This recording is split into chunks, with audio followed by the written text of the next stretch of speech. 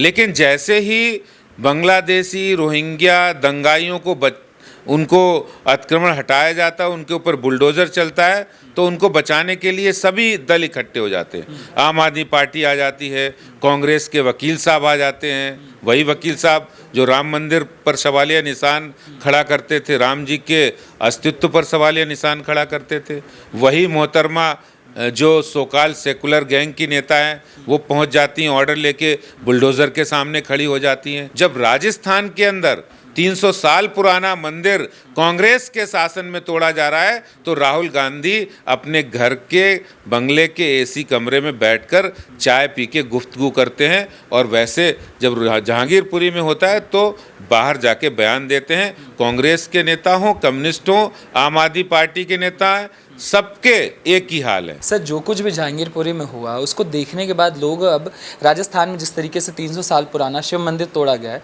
लोग पूछ रहे हैं क्या राजनीतिक पर्यटन वहीं होगा जहां राजनीतिक इच्छा की पूर्ति होगी, या वहां भी होगा जहां अत्याचार हो रहा है?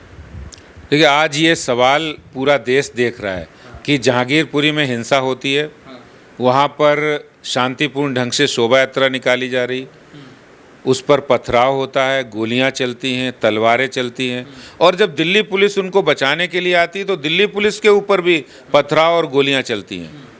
उस समय किसी पार्टी का कोई नेता नहीं आता है, उस समय कोई पार्टी, सबके मुंह सिले रहते हैं। लेकिन जैसे ही बांग्लादेशी रोहिंग्या दंगाइयों को उनको अतिक्रमण हटाया जाता है, उनके ऊपर बुलडोज़र चलता है, तो उनको बचाने के लिए सभी दल इकट्ठे हो जाते हैं। आम आदमी पार्टी आ जाती है, कांग्रेस के वकील साहब आ जाते हैं, वही वकील साहब जो राम मंदिर पर सवालिया निशान खड़ा करते थे, राम जी के अस्तित्व पर सवालिया निशान खड़ा करते थे, वही मोहतरमा जो सोकाल सेकुलर गैंग की नेता हैं वो पहुंच जाती हैं, ऑर्डर लेके बुलडोज़र के सामने खड़ी हो जाती हैं। तो ये वही लोग हैं जिनको देश में 60-70 साल देखा है, उन्होंने धार्मिक आधार पर विभाजन करके राजनीति की है, और वो पूरे बहुसंख्यक समाज के सामने जब कोई ऐसा काम होता है तो वो इस तरह उनके विरोध में खड़े होते हैं। और वहीं दूसरी तरफ जब राजस्थान के अंदर 300 साल पुराना मंदिर कांग्रेस के शासन में तोड़ा जा रहा है, तो राहुल गांधी अपने घर के बंगले के एसी कमरे में बैठकर चाय पी के गुफ्तगू करते हैं, और वैसे जब जहांगीरपुरी में होता है तो बाहर जाके बयान देते हैं। कांग्रेस के नेता हों, कम्युनिस्ट हों, आम आदमी पार्टी के नेता हैं, सबके एक ही हाल है। सवाल ये भी उठ रहा है कि दिल्ली के मुख्यमंत्री जब ये सारी चीज़ें हुई तो उन्होंने कहा कि मेरी जिम्मेदारी नहीं है, केंद्र के हाथ में पुलिस है। मगर लोग सोशल मीडिया पे बड़े अवेयर हो चुके हैं, लोग ये सवाल पूछ रहे हैं कि आपकी जिम्मेदारी तो उत्तर प्रदेश में भी नहीं होती थी जब आप अखलाक के लिए बिना चप्पल के भागते हुए चले गए।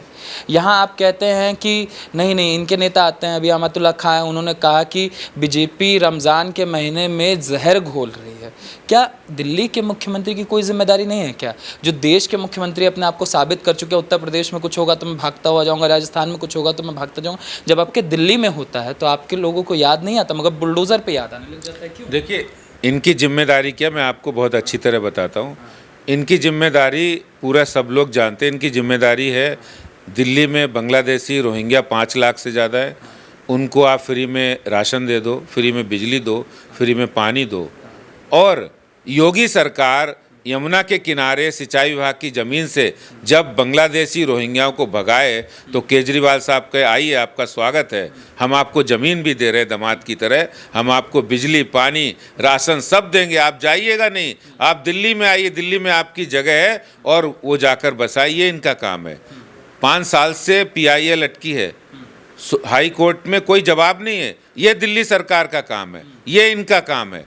ये जब JNU में टुकड़े टुकड़े गैंग सक्रिय होता है तो वहाँ पहुँच जाते हैं।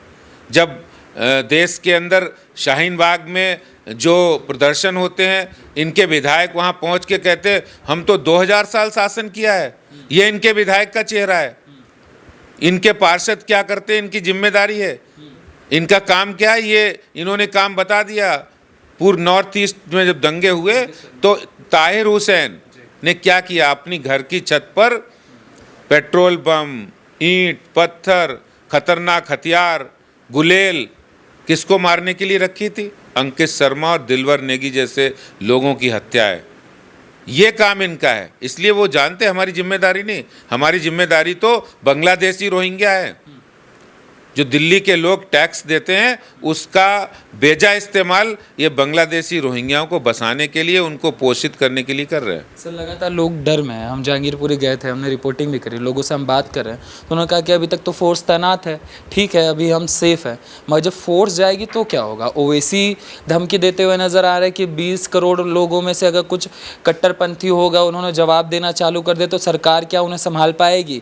अभी तौफीक रज़ा किस तरीके से, जो कि उत्तर प्रदेश में साथ दे रहे थे कांग्रेस का, वो धमकी दे रहे कि हमारे लड़के अगर सड़कों पे आ गए तो क्या होगा। तो ये क्या सीधा सीधा दिया जा रहा है कि नहीं अब देख लो, जब तक फोर्स खड़ी है तब तक ठीक है, फोर्स जाएगी तो कौन बचेगा। देखिए बिल्कुल जिस तरह ये लोग भाषण दे रहे हैं, गलत भाषा का इस्तेमाल कर रहे हैं, उकसाने वाली भाषा का इस्तेमाल कर रहे हैं, ये पूरे देश के अंदर माहौल को ख़राब करना चाहते हैं। और ये एक मात्र संयोग नहीं है, बहुत बड़ी साजिश है, बहुत बड़ा प्रयोग इस देश में हो रहा है। क्यों हो रहा है, इसके पीछे भी एक बहुत बड़ा कारण है। कारण क्या है कि देश में मोदी सरकार बहुत अच्छा काम कर रही है, देश को आगे बढ़ा रही है, बेरोजगारी ख़त्म कर रही है, गरीबी को 22.5% से घटाकर 11% कर दिया है। आयुष्मान योजना में गरीबों का 5 लाख का इलाज हो रहा है। प्रधानमंत्री आवास योजना में गरीबों को पक्के मकान मिल रहे हैं। जो इज्जत घर योजना उसमें शौचालय मिल रहे हैं। और जो उज्ज्वला योजना में गैस सिलेंडर मिल रहे हैं। गरीबों का भला हो रहा है, रोजगार मिल रहा है, आत्मनिर्भर बन रही है महिलाएं, देश सशक्त हो रहा है, आगे बढ़ रहा है। तो इन लोगों को पच नहीं रहा है, क्योंकि 60-70 बरस इन्होंने शासन किया, डर से, दहशत से, लोगों को डरा के, हिंदू मुसलमान के दंगे करा के, धार्मिक आधार पर विभाजन करके। तो अब वो सोच रहे हमारी तो दुकान बंद हो गई, हमें तो जनता ने कूड़ा करकट की तरह बाहर फेंक दिया। अब ये दोबारा से इस तरह का माहौल पैदा करना चाहते हैं। वही ये सारे इसीलिए सोकाल सेकुलर गैंग इकट्ठा होकर काम कर रहे हैं। मुझे लगता है कि देश इनको बहुत अच्छी निगाहों से देख रहा है।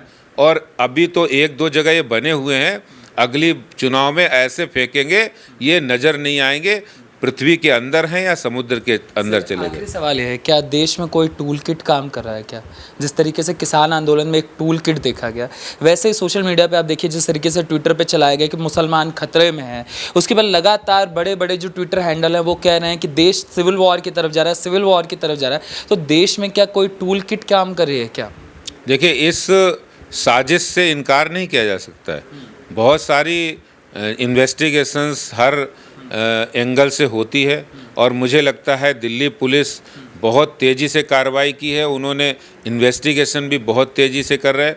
जो इन्वेस्टिगेशंस आ रहे हैं उससे तो यही लग रहा है कि ये साजिश थी, प्री प्लान था, इसमें मास्टरमाइंड कोई और निकलेगा जो दिल्ली को अमन चैन को ख़राब करने वाला।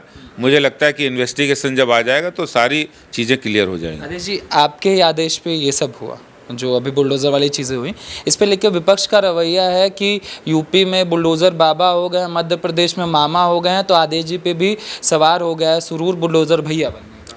देखिए बुलडोज़र हमेशा न्याय की बात कर रहा है, अतिक्रमण हटाने की बात कर रहा है। अगर बुलडोज़र बांग्लादेशी रोहिंग्याओं के अतिक्रमण को हटाता है, अगर वो दिल्ली के अमन चैन को ख़राब करने वालों को हटाता है, तो परेशानी क्या है, दिक्कत क्या है। चलने दो बुलडोज़र। दिल्ली के अमन चैन के लिए, देश के अमन चैन के लिए बुलडोज़र का काम तो बुलडोज़र ही करेगा। अगर कहीं अतिक्रमण हटाना है, इंक्रोचमेंट हटाना है, तो बुलडोज़र ही हटाएगा। तो बुलडोज़र का काम बुलडोज़र को करने दो। इसमें लोगों को दिक्कत क्या है। हाँ, दिक्कत उनको इसलिए आ रही है कि उनके मंसूबे सफल नहीं हो रहे हैं। मैं देश ने ऐसी तस्वीरें पहली बार देखी सर कि 1600 किलोमीटर से ओवैसी शाम को चलते हुए आ जाता है कि मुझे जामा मस्जिद जाने दो, मुझे मिलने दो। टीएमसी का प्रतिनिधिमंडल चल के चला आता है, राजस्थान से कांग्रेस का प्रतिनिधिमंडल के चल के चला आता है, अभी समाजवादी पार्टी का प्रतिनिधिमंडल चल के चला आ रहा है। इतना मतलब जब पत्थर चल रहे थे तो कोई नहीं दिखा, और जब बुलडोज़र चलने लगा तो सबके प्रतिनिधिमंडल पहुँच रहे हैं। वही मैं कह रहा, पत्थर वहाँ चल रहे तब कोई नहीं था। राजस्थान में अलवर में 300 साल पुराना मंदिर तोड़ा गया, तब कोई नज़र नहीं आ रहा है, कोई नहीं वहाँ जा रहा है। ये जो वोट बैंक की सेल लगी है, ये जो बांग्लादेशी रोहिंग्याओं और जो तुष्टीकरण की राजनीति करने वाले वोट बैंक की सेल लगी है, उस सेल को लूटने के लिए लोग आ रहे हैं। और ये जो दीदी हैं, उन्हीं के तो सारे आका हैं, ये बांग्लादेशी, वही तो आका है सबसे बड़ी, और उनके सबसे बड़े पोषणकर्ता केजरीवाल साहब हैं। कि माइनॉरिटी वोट पे कब्जा कर लो, हाँ। पहले आओ पहले पाओ वाला बिल्कुल, ऑफर चल रहा सेल लगी हुई है। है। धन्यवाद सर, धन्यवाद।